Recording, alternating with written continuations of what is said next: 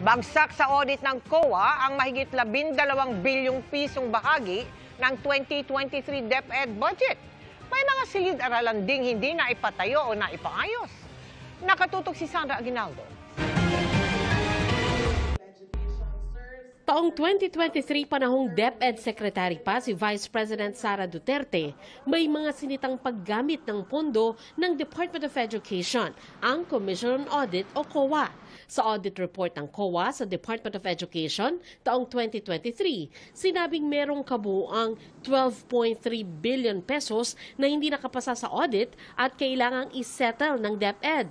Base sa 2023 audit report, nagpalabas ang COA ng mga notice of suspension na nagkakahalaga ng mahigit 10 billion pesos.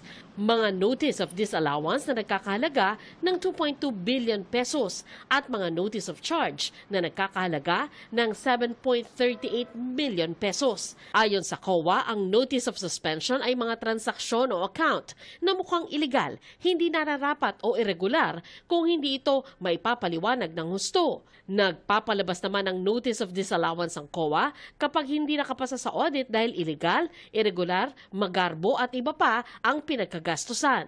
Nabibigyan naman ng notice of charge ang isang ahensya kapag kulang ang revenue o receipt na kailangan matanggap ng ahensya dahil sa kakulangan ng appraisal, assessment o collection.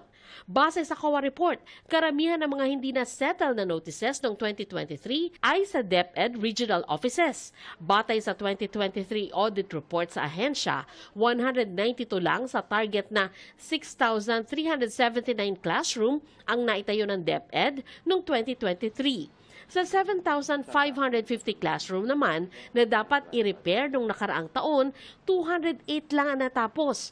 2,135 ang kasalukuyang nire-repair, habang 5,207 ang hindi pa sinimulan.